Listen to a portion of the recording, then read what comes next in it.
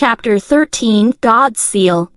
Xue Fanxin had no idea what had happened between Li Yaoyao and Yi Tian. She fell asleep immediately after returning to her room. Although Jiushang had healed her injuries, she was still not in good spirits. She was tired, sleepy, and dizzy. Especially after eating her fill, her eyelids were fighting to stay open. As she was too tired, Xue Fanxin did not have the energy to think too much. She only wanted to have a good night's sleep, now.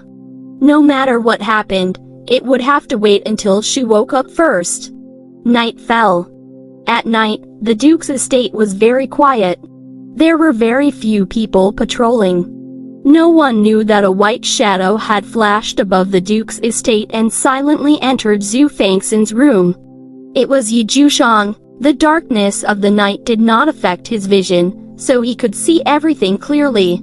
He could especially see the cute girl sleeping soundly on the bed in a thin singlet. Xue Fanxin had a terrible sleeping form. She was wearing a thin undershirt and the blanket was being hugged by her. Her arm was stretched out horizontally, and her calf lay on top of the blanket that had been rolled into a ball.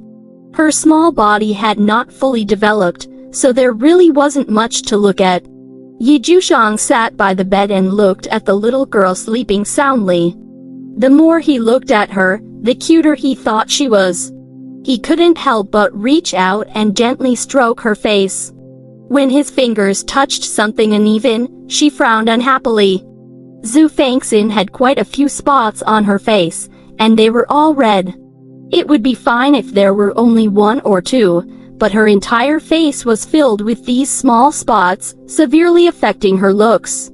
Her originally exquisite facial features had also become ugly. "Who exactly are you?" Jiushang checked Xue Fanxin's pulse. When he confirmed her physical condition, his expression turned serious. In the small Nanling Empire, a god seal had actually appeared. Furthermore, it was an extremely complete god seal. Not to mention the tiny Nanling Empire, even in the entire Tongguxuan continent, no one could create such a seal. Even he himself lacked the ability. The strangest thing was her soul. Just as Jiushang was deep in thought, Xue Fanxin slowly woke up. She noticed a figure sitting by her bedside and exclaimed in shock, "Ah!" As Xue Fanxin shouted, Jiushang had already returned to his senses. He waved his hand and shot out a faint purple light. Once the purple light came out, it turned into a huge, transparent gauze that enveloped the entire room. The dark room also lit up. Xue Fanxin finally saw the person sitting in front of her clearly. Although she was still shocked, it was no longer as exaggerated as before. Her fear had also reduced. She sat up and looked at the person in front of her seriously.